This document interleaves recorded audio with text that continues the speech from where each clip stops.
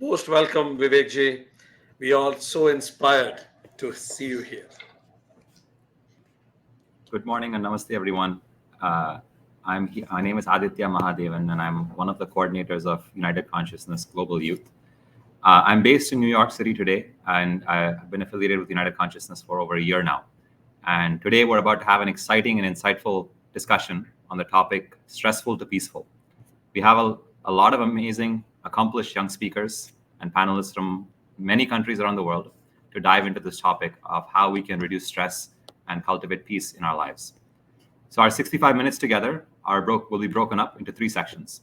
The first 15 minutes will be a discourse by Acharya Vivek Gupta from Niagara Falls in Canada, who will speak about the mission, activities, impact of United Consciousness, especially the youth programming. The second 20 minutes will be a dynamics where 4 young speakers will facilitate an interactive presentation on the topic of stress management. And the final 25 minutes will be a panel discussion where we'll have leading scientific thinkers and spiritual practitioners who will share best practices on stress management. So let me now take a moment to introduce our first speaker. Vivek ji was born and raised in Niagara Falls in Canada. He's lived and trained as a residential monk under Swami Tejomayananda of Chinmaya Mission in Mumbai. He's also a trained Hindu chaplain and conducts daily, weekly courses, conducts international retreats, and works to make philosophy relevant and reachable to people across cultures. And Vivek ji is also a board member of United Consciousness. So please join me in welcoming Vivek ji. Hari Om and greetings from Toronto. Happy to see you, Vikranchi. Happy to see you, Aditya. I'm going to begin with a story. Once, a king woke up with great eye pain. And so the royal physician came and checked his eye and prescribed this exercise, this medicine. And the next day, the pain only increased. So then word was sent out to all physicians, all healthcare providers, to share solutions to relieve the pain of their king. And many came and said, you shouldn't eat this, you should watch this, and so on. The pain only increased. So word was sent across the kingdom for anyone who has any idea on how to help their leader. One simple villager from a far part of the kingdom shared with the king's ministers, the problem with our king is that he sees too many colors. And if he just saw the color green, then his pain would go away. And this sounded wild, but they're ready to try anything. So they painted the walls green, they used cloth over the tables and the chairs. The next day, the king's pain went away. And he was so happy, so relieved, he wanted to offer his thanks to whoever provided the solution. So they sent for this villager from a far part of the kingdom. And as this villager is coming into the assembly area of the king, the guards stop him and they throw green paint at him. And this villager is annoyed by this and says, "What are you doing?" And those bodyguards had shared, "You are the one who shared that our king sees too many colors, so we're coloring you green." And that villager said, "I see the paint, I see the cloth, but all you needed to do was give the king green glasses. Then everything he would see would be green." I shared this story with you, and now I'm trying to connect this to stress. Imagine these green glasses are stress. If I'm wearing these, then everything I experience feels stressful. My master, Puja Swami Tejomayananda, has shared, people try to live by the philosophy of eat, drink, and be merry, but you have to be merry before you can eat and enjoy, drink and enjoy. And so I offer my appreciation to all of you who are joining through StreamYard, those who are joining through Facebook and YouTube. United Consciousness is a great organization working hard and smart to invoke and evoke consciousness for all, especially this week, which is the International Week of Peace. When you listen to the news, there seems like there's such a missing of peace around the world, outside and inside. This portion of the International Week of Peace has been organized, is being facilitated by our United Consciousness Global Youth Team. As a board member, my responsibility is to work with those who are young and to develop consciousness programs for those who are young. You'll get to meet all of our team. They're going to be sharing with everyone as all of us try to bring us from stressful to peaceful. Let us start with stress.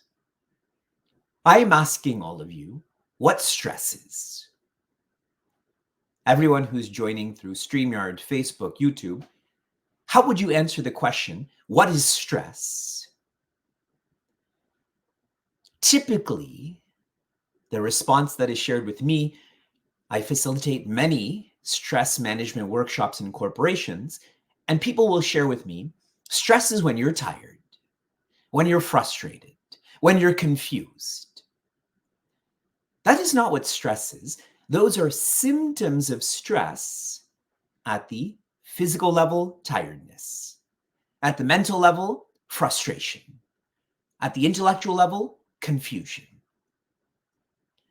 The symptom, the source, those are not the same. We have to be more authentic and deep in our understanding of stress.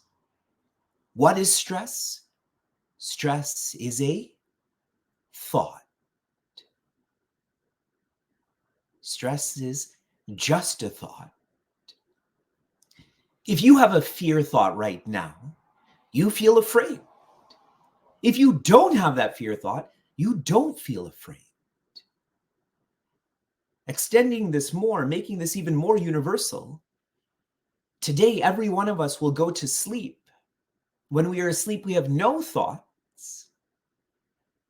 When we are asleep, there is no stress. That's why we're sleeping. Stress is just a thought. So we've zoomed into the what, but now we're going to zoom into the why. Why do I have this stress thought? Why am I full of stress? Checking in with all of you again, everyone who's joining from any platform, what are the three dominant triggers of the stress thought?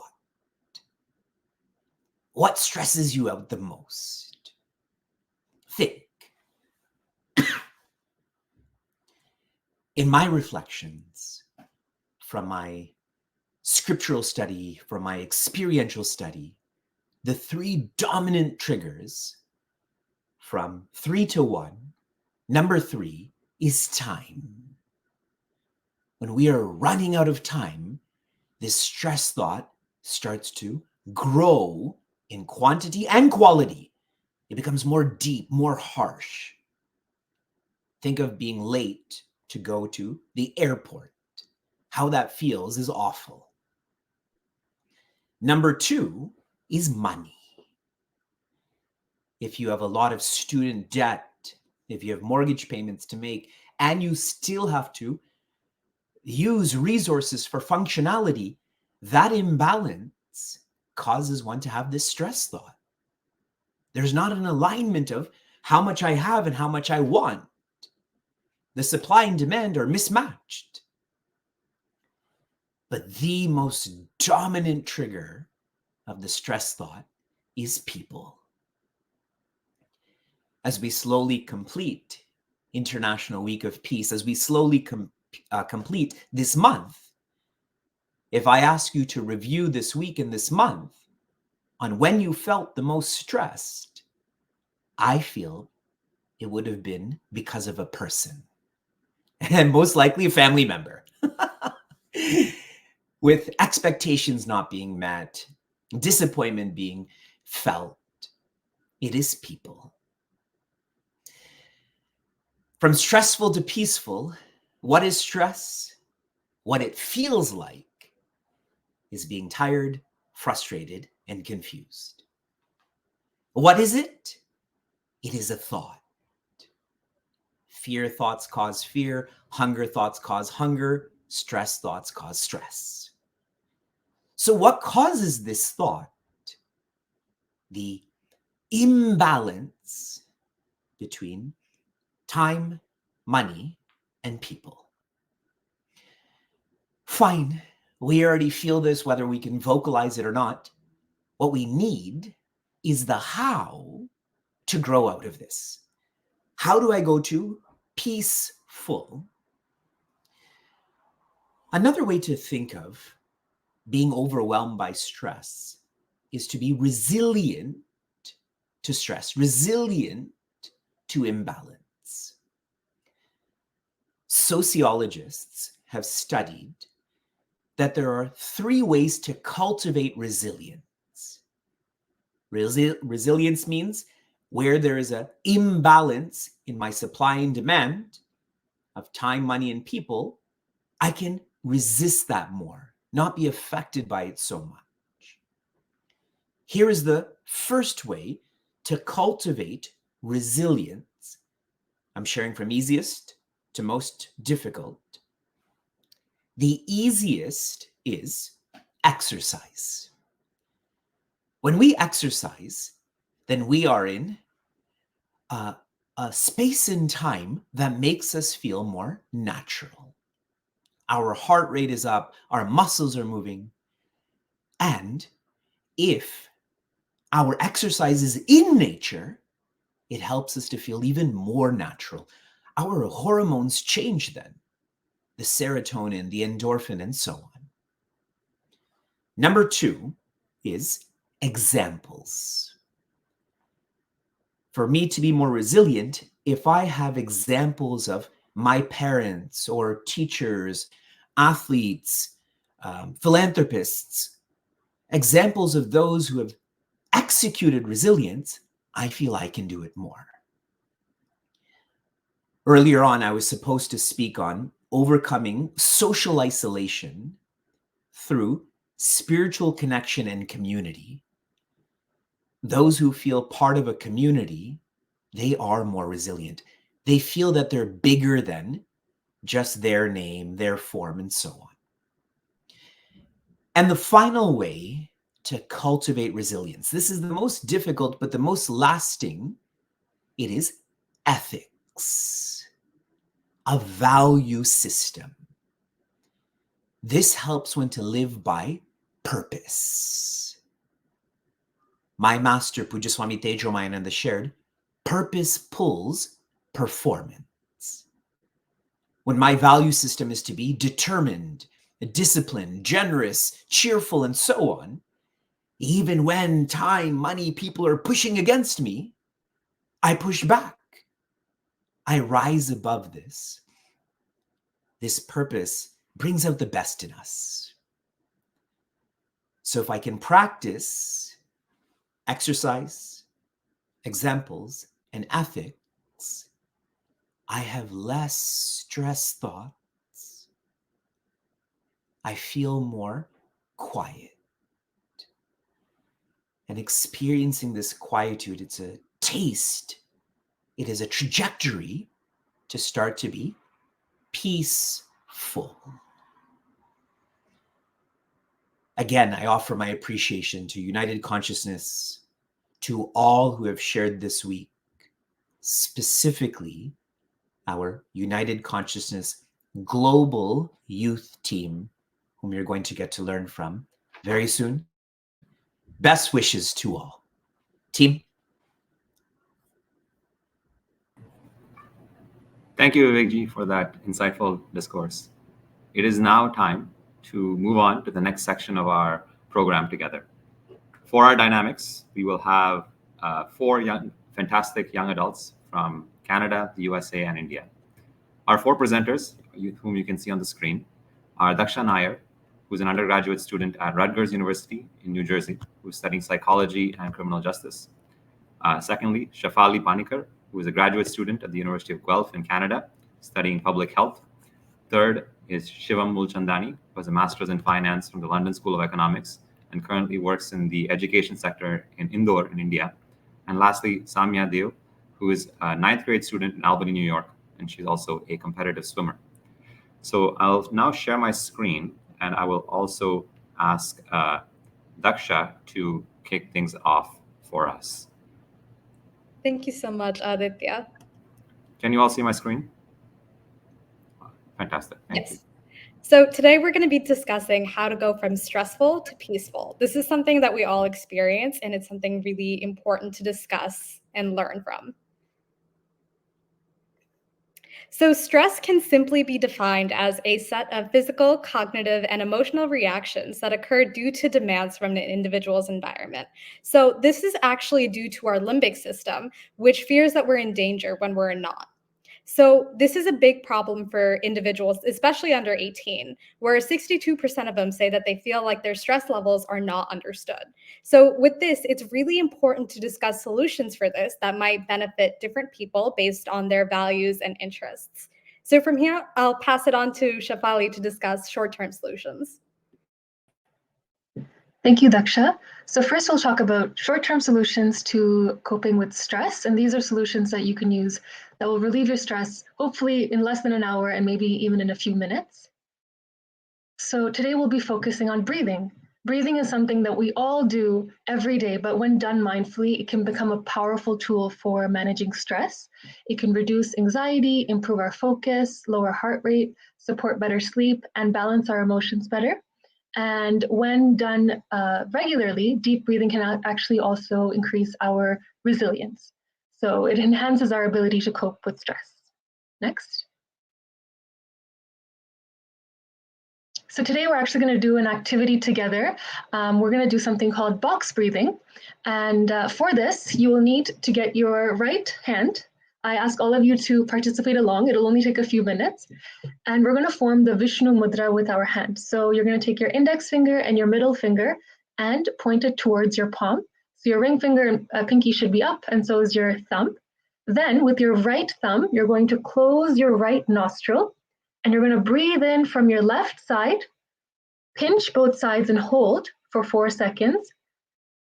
Release your right thumb and exhale from the right side, and then pinch again and hold for another 4 seconds. So this method is called box breathing because we inhale for 4, hold for 4, exhale for 4, and then hold again for another 4 seconds. So we're going to try this activity together. Please do follow along, and hopefully you can feel some of that stress being relieved. Next slide. So to do this activity, wherever you're sitting, make sure your back is straight and your chin is parallel to the ground. Again, let's form the Vishnu Mudra with our right hand, index and middle finger to the palm, and right thumb on your right nostril. And when you're ready, gently close your eyes. We're going to close our right nostril and inhale from the left. 1, 2, 3, 4, and hold. Pinch both nostrils. 3, 4. Release your right thumb and exhale. 1, 2, 3, 4, and hold. 1, 2, 3, 4. Left side, inhale. 1, 2, 3, 4, and hold. 1, 2, 3, 4. Exhale, right. 1, 2, 3, 4, and hold. 1, 2, 3, 4. Inhale, left. 1, 2, 3, 4, and hold. 1, 2, 3, 4. Exhale, right. 1, 2, 3, 4, and hold. 1, 2, 3, 4. We'll continue a few more rounds, but I won't count, so count in your own mind. Inhale, left, and hold. Exhale right and hold. Inhale left and hold. Exhale right and hold. Inhale left and hold. Exhale right and hold. We'll do this one more time. Inhale deeply, left side, 1, 2, 3, 4, and hold. 1, 2, 3, 4. Exhale right, 1, 2, 3, 4, and hold. Slowly release your hand and gently open your eyes. So hopefully you're feeling a little bit more relaxed and calm. Next, I'll pass it on to Shivam, who will talk about short-term solutions for coping with stress. Thank you, Shefali. So these medium-term solutions take less than a month to develop and to see the results. Physical exercise is a powerful stress reliever, no matter your fitness level. When you exercise, your body releases endorphins, which is your natural feel-good hormones that help you reduce anxiety and boost your mood. Plus, exercise refocuses your mind and body's movement, helping you improve your mood. So go on a jog, take a walk, or walk in your garden, or even clean your house, or anything else that you can do to stay active. Journaling.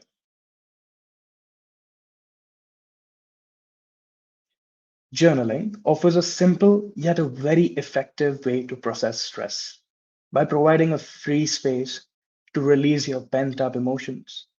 Writing your thoughts down can help you organize them and gain clarity, which can be a significant relief for stress.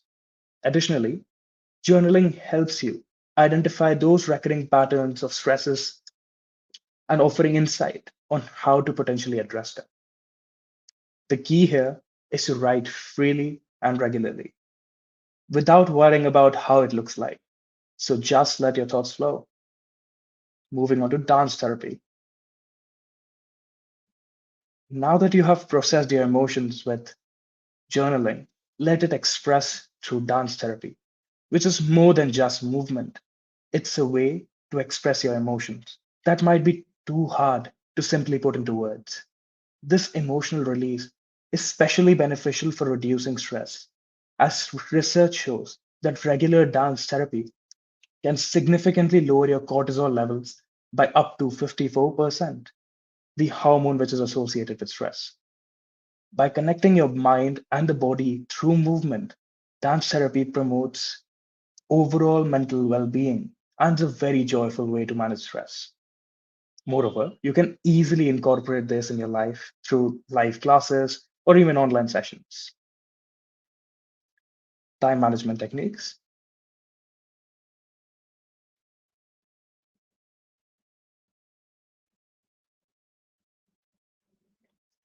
Effective time management is essential for reducing stress.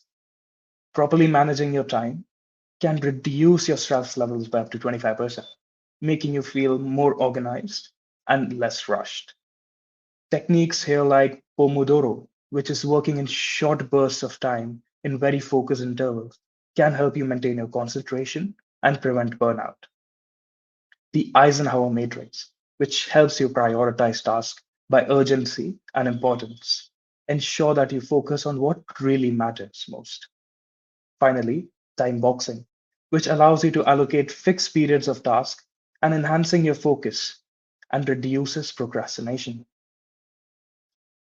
Now that we have discussed some very powerful strategies from physical exercise to time management, but in order to make these strategies truly work for you, it's important to first understand how you're currently spending your time.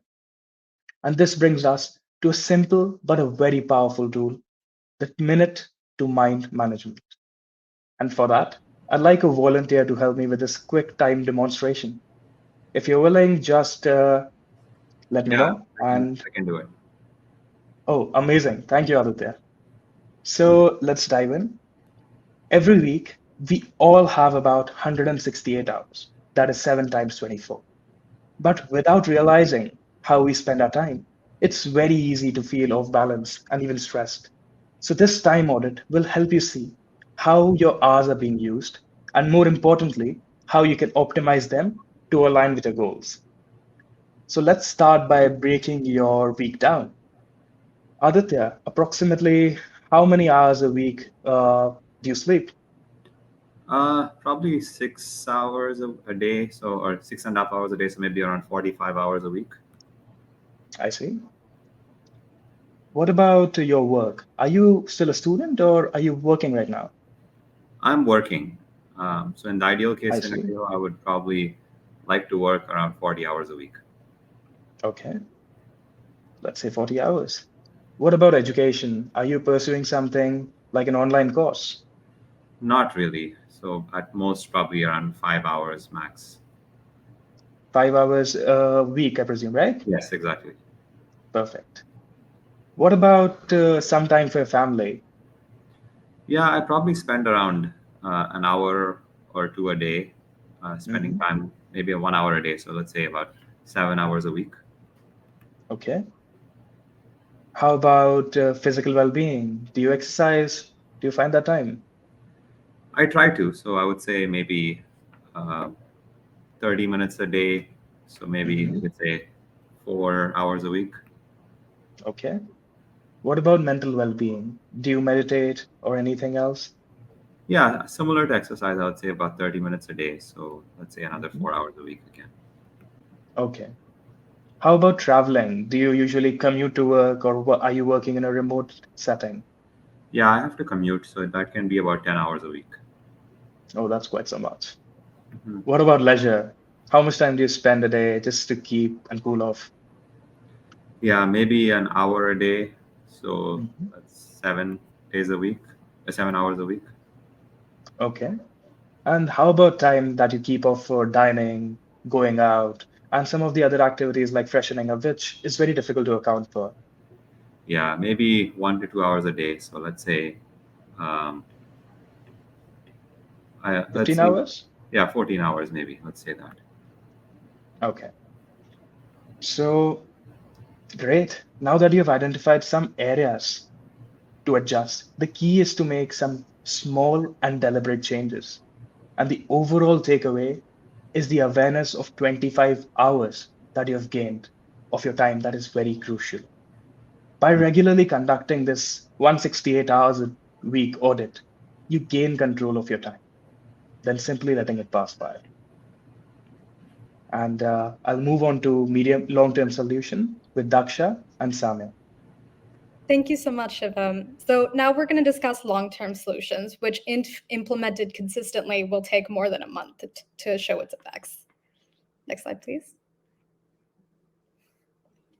So a routine is basically a system that an individual follows on a consistent basis. And in order to set one, you have to first identify what you want to include in your routine, make a schedule with various time slots with everything you want to do written down, and then pick times and assign different time periods for every activity you want to do. Implementing this in your daily life can avoid the stress of figuring out when to do things, not having enough time. Those problems will all be solved if you implement a proper routine in your day-to-day life.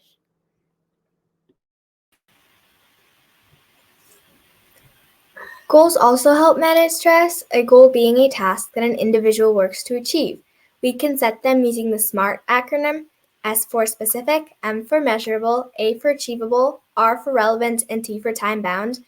Goals are important because while routines help us manage our responsibilities, goals help us work on the person that we want to be and climb the next mountain. If some short-term goals or medium-term solutions are practiced daily, they can also give long-term benefits. So, social coping, which is when people know they could really rely on others in their lives to help them manage their stress, is one of the most effective forms of stress relief. Just knowing you have someone there for you to discuss your problems with or go to for advice is a big stress reliever in itself. And I encourage to everyone to find at least one or two people that can fit this role for them in their lives.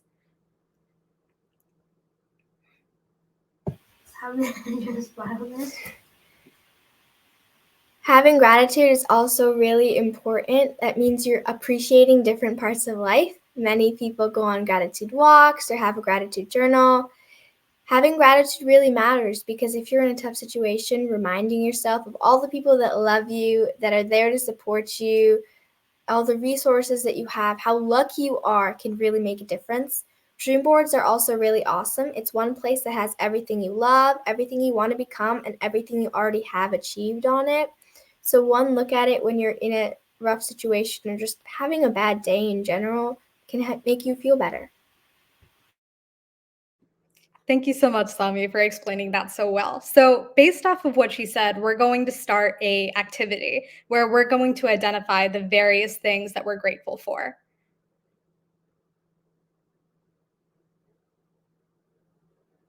So this is a Mentimeter, and in this, it'll create a little word cloud of different things that we're all grateful for. And by doing so, we will be able to see the different parts of life that we often take for granted, but now we can properly give thanks to. And everyone is thankful for different things, so we will also be able to see the variety. So if you could all scan the QR code or join menti.com and use the code presented. So far we have pets, family, and health. Those are really important. I'm very grateful for all of these things too. I feel like these are things we all take for granted a lot. So it's important to be sure that we remain thankful for this. Elephants is a good one, especially since they're becoming endangered now. A lot of people really underestimate the impact they have on the ecosystem from where they live in. And it's really important to appreciate that, even if we don't see them every day. Education is very important as well, I feel like, because without proper education, I don't think any of us would really be here. I see guides in our life. I really like that one a lot because I have a lot of people I would like to thank to help me be here today. I see a lot of God. Religious coping and religious beliefs can really help us stay strong throughout life. I've personally experienced it. For this moment is a very good one too. Just thankful being in the present is a very good response too, I feel like. Snacks is a good one too. The small little pleasures in our life that can help us feel better when we're not feeling the best at the moment. Teacher is also a very good one, I feel like. The earth. We have like Earth Day, but I think every day should be Earth Day in that we need to give thanks to the world we live on and all of the resources it can provide us. So this is just a small yet significant example of all of the different things that we need to be grateful for. We're all very lucky to be in the positions that we are in at the moment. And we will honestly benefit a lot and find ourselves being a lot less stressful if we could show appreciation for this in our day-to-day lives. By realizing how lucky we are, we will in turn feel less stressed and more grateful. Thank you so much. Now I will pass it back to Aditya to lead the panel discussion. Wonderful. Thank you so much, Daksha, Shefali, Shivam, Saamya, for the fantastic presentation. I'm definitely going to practice some of these techniques, especially the combining gratitude and journaling and doing creating a gratitude journal in my life. It's now time to get into the last and final section of today's program. It's going to be a panel discussion with some very accomplished panelists. And the way this section is going to work is I will introduce our panelists, and I will begin by asking each of them 1 to 2 questions. And that'll take about 15 to 20 minutes. And in the last 5 to 10 minutes, I will ask them specific questions from you, the audience. So if you have a question, please type it into the comment section on YouTube or Facebook or wherever you're watching this. And someone from our team will convey the question to me, and I will ask the panelists. And in the question, please make sure it's brief. So let me introduce our panelists. We have 4 of them here today with us. First is Nina Devi Eisenhart. She's a yoga teacher and a sevika in the Yoga Vidya ashram in Germany, for the last 1.5 years. After leading a very stressful life, she has dedicated her life to the integral yoga path, including yoga therapy in the lineage of Swami Shivananda. And she is serving in the therapeutical yoga lessons and Vedic reciting, as well as breathwork sessions to help people connect with themselves and cultivate peace. Lizeth Montiel Ugalde is an educator and a medical interpreter in Mexico. She's grown up within the Girl Scout movement, and she learned the importance of service and empathy and respect. And these are the values that have been a guide in her life. She self-taught English, and she's certified by the Cambridge University. And for over a decade, she's been a dedicated teacher, inspiring her students to be global citizens. And her commitment to peace, unity, and respect for all forms of life led her to become a cat rescuer. And she aims to build a better world with her actions. Third is Victoria Honnell. She grew up in New Mexico and did her PhD in epigenetics. She is now a fellow at Harvard Medical School, studying gene regulation and developing neural tissues. And she's also a long-distance runner and follows the Boston Celtics basketball team. And lastly, we have Abhiram Bhashyam. He's a hand surgeon at Massachusetts General Hospital and an assistant professor at the Harvard Medical School. He teaches students from undergrads to fully trained orthopedic and plastic surgeons, and he loves spending time with family, running, and reading books. So please join me in welcoming all of our panelists. So I want to begin with you, Lizzie. From your perspective as an educator, I would love to understand more about what you believe are the major causes of stress among young people today. And once Lizzie is done answering, we can also hear from any of the other panelists if you want to share on that topic. Aditya, thank you for inviting me to speak on this panel. Stress is a pervasive challenge for youth around the world, and it stems from several key factors. Among others, academic pressure. One of the most significant stressors young people face today is the immense pressure to excel academically. With growing competition for college admissions, scholarships, and job opportunities, students often feel they must meet extraordinarily high expectations and standards.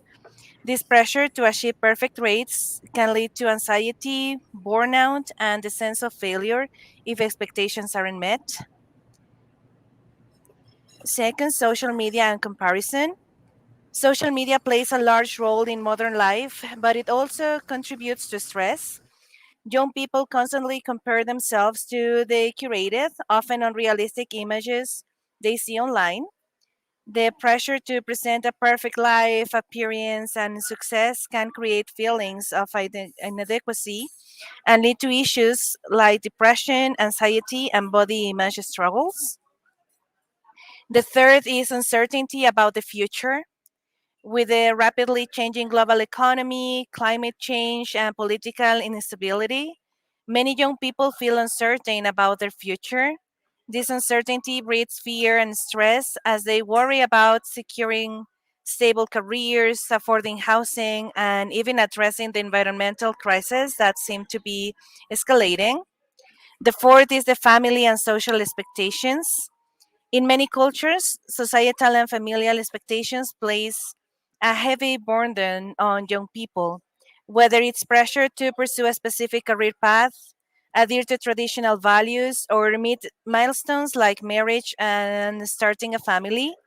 These expectations can conflict with personal aspirations, causing stress and identity struggles. The fifth is the mental health stigma.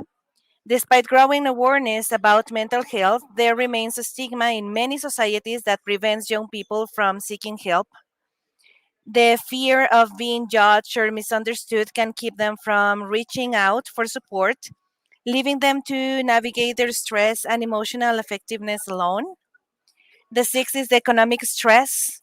With rising cost of living and student debt, many young people experience financial stress early on, whether it's balancing part time jobs with school or facing uncertain job markets after graduation. Economic pressure contributes significantly to their overall stress levels. So, in conclusion, I think addressing the causes of stress among young people requires a multifaceted approach, including promoting mental health support, creating environments where they feel less pressure to meet unrealistic expectations, and providing them with tools to cope with uncertainty. By empowering young minds to address these stressors, we contribute to a better and more compassionate world. Wonderful. Thank you for sharing that. Anyone else want to add anything to that in the topic of causes of stress before we actually get into some potential solutions? Abhiram, Victoria, or Devi?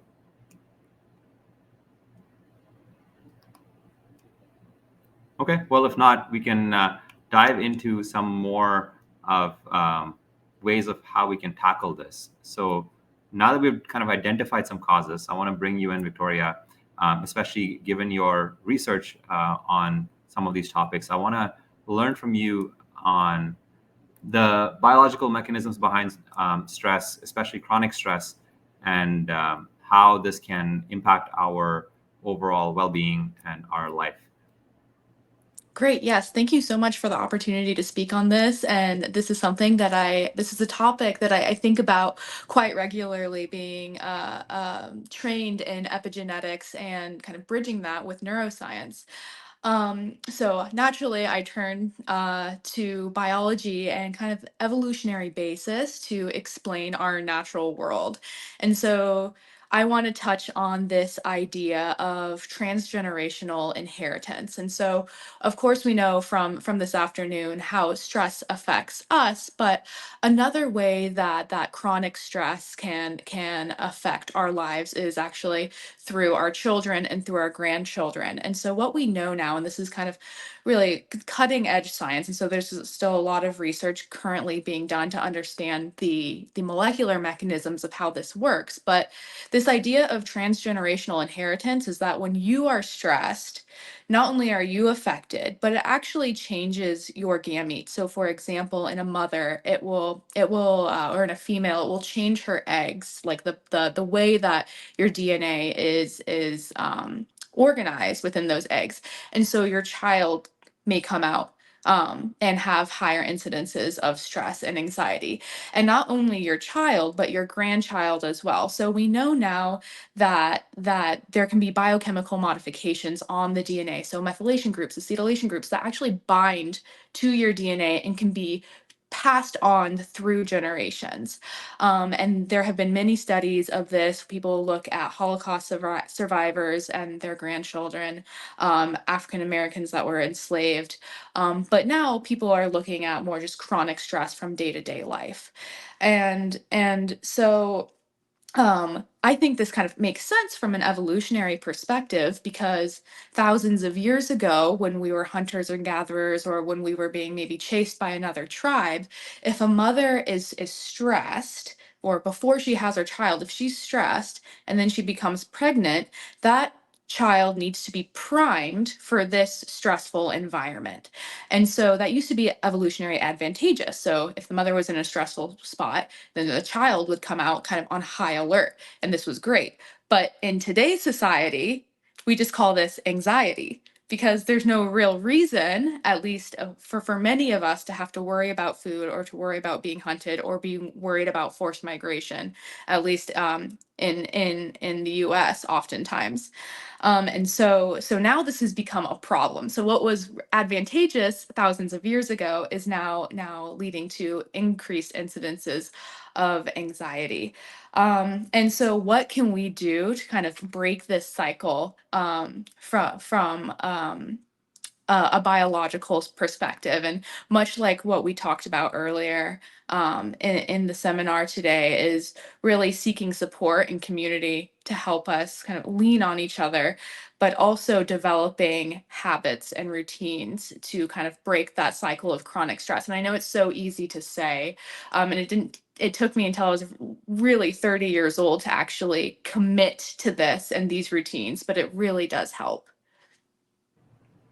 I would love to get into those routines in just maybe another couple of minutes. But before that, I wanted to also bring in some of our other panelists. Many of us have very stressful jobs, myself included, as a management consultant.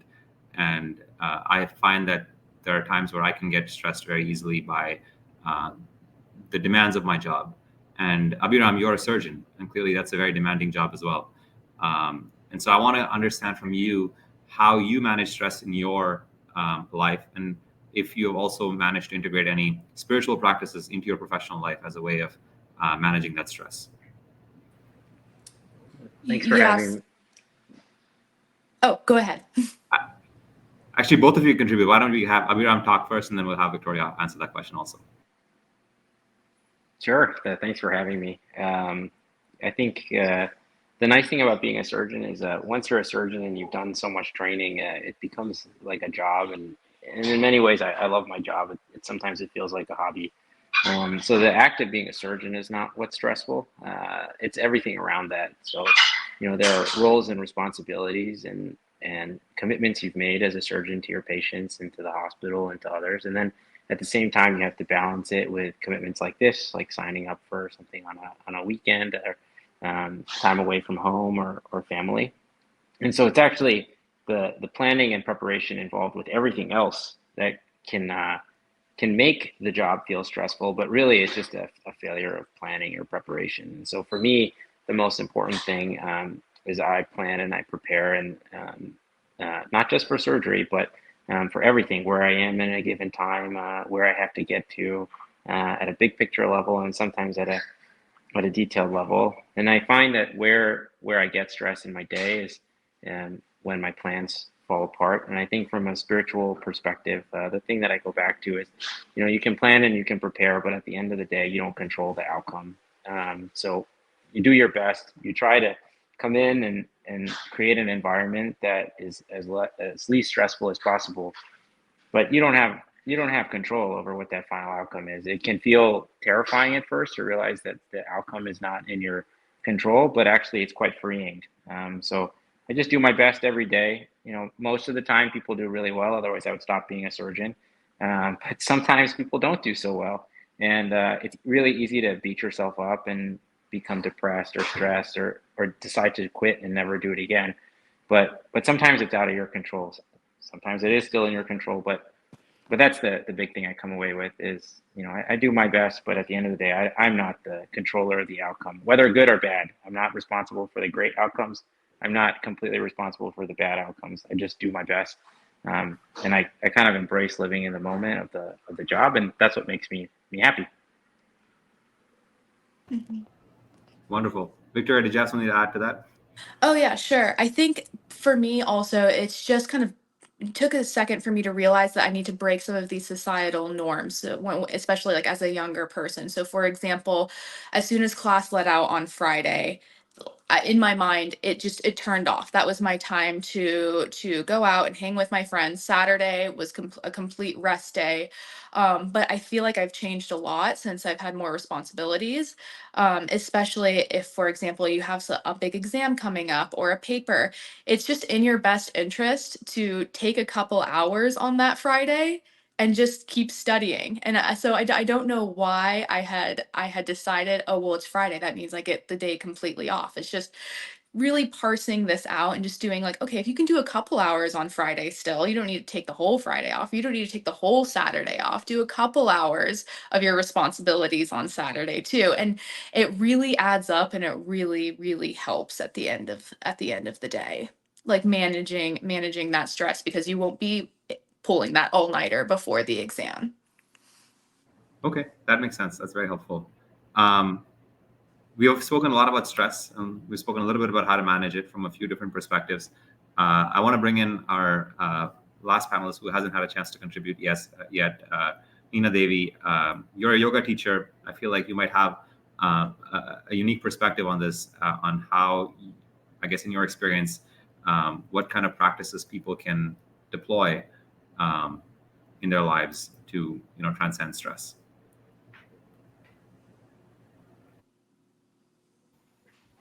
Yeah, thanks for having me. So what we know from the scriptures also is that if we're getting stressed, our mind is very speeded up. And what we try to do in yoga is to slow down the mind. So what we can do to regulate our stress a lot is just to slow down by breathing. So because our breath, as we know, is connected to prana, is also connected to our body. So everything that's going on biologically, like the high tension, and also maybe you're getting I don't know, your heartbeat is getting faster, or you're shivering, or what else. So this is connected to your breathing as well and to your prana. So if you have the perspective of yoga and especially of pranayama techniques, then you can easily slow down your body and also your mind. So, and this also long-term helps to avoid like chronic pain or chronic diseases that are easily get created by stress somehow. For sure. Thank you for sharing that. We do have some audience questions popping in, but before I get to that, I would love to give the panelists each a chance to answer one overarching question. As someone who, as people who come from different backgrounds, right, from education to medicine to research to yoga, what advice would you give a young person in their, say, 20s on how to manage the demands of a stressful career or stressful education with the need for inner peace? All of you are welcome to answer this question. It's open and directed to everybody. Nina, since you're unmuted. Yeah. So I'd say if you have the opportunity to get into yoga, and then as we were talking a lot about routines, try to get yoga into your routine and make it small, because if you're overwhelmed, your mind is stressed, you have a lot of things on your checklist. So try to do these mindful practices, but try to slow them down. So don't stress about spiritual practice as well. And also don't stress about getting less stressed. So just try to find a spot in your day to remind yourself of your spiritual practice, to get connected to your body and also to your soul again, because what happens is that we're getting so disconnected from ourselves that we also don't see solutions. So if we're getting into connection by yoga, for example, or other mindful practices, we also calm down. And then what happens is like our whole mind opens up, and for somehow we see more wide open perspectives of how we can maybe slower down everything that's getting stressed or everything in that situation that is stressing us. So we see just more solutions to that. And my one-time best options always breathe. There's so many nice pranayama techniques that you can do for just 2 or 3 minutes in the moment you're getting stressed to calm down your body. It's really, it's magic. Wonderful. I see a lot of questions coming in, so I'm going to now. Actually, does anyone else want to answer, Lizzie or Victoria? Yeah, well, I was about to say that it's something similar, but you need to have like something that connects with your own self, like a hobby or something that relaxes you, being maybe reading or singing, or it's something that is just for you. Because we usually give all our time and all our thinking to school or to our jobs. Like even when we are out of our workspaces or study spaces, we continue thinking about that and we forget about ourselves. So I think we need to give a moment during our day, or at least once or twice a week, to something that connects you with you, like to feel yourself, not thinking about everyone else's expectations or anything that you have to do, right? Like there is something, always something you have to do, something you have to read, something you have to deliver. But I think you need to give your time, your space to you to connect with yourself. Yoga will be wonderful, but I think at least like if you like listening to music, if you like dancing, if you like singing, at least like singing for 5 or 10 minutes and connect to yourself. I think that really gets you into a peaceful space and not to lose yourselves in the way. That makes sense. Okay, cool. So let's open it up into our panel discussion and the audience participation portion of this. So there was a question that came, I think it may have been directed at Abhiram, who unfortunately had to drop due to an emergency in the hospital. But the question maybe the others can tackle is, how do you feel less stressful when things don't go your way, even if you've worked hard and you've planned things out well? Maybe Victoria, do you want to try that? Sure. I think from a spiritual perspective, it's important to give yourself grace, and you are juggling a lot of things, and everyone on this entire panel discussion and in this chat has had an exam or an event that didn't go as they had planned. And I think that giving yourself grace, taking a step away, and then coming back and reevaluating how you could perhaps do better in the future is the best way, at least personally, moving forward. Okay, thank you. Thanks for that. I think also something that I remember Dr. Vikram saying was, like, try to not to control what is over like your control, right? Like other people's reactions or the way the situation goes in that moment is beyond yourself, right? It's not something that you can control. So if you try to control everything and to try to make it everything like a perfection, that is going to cause you more stress.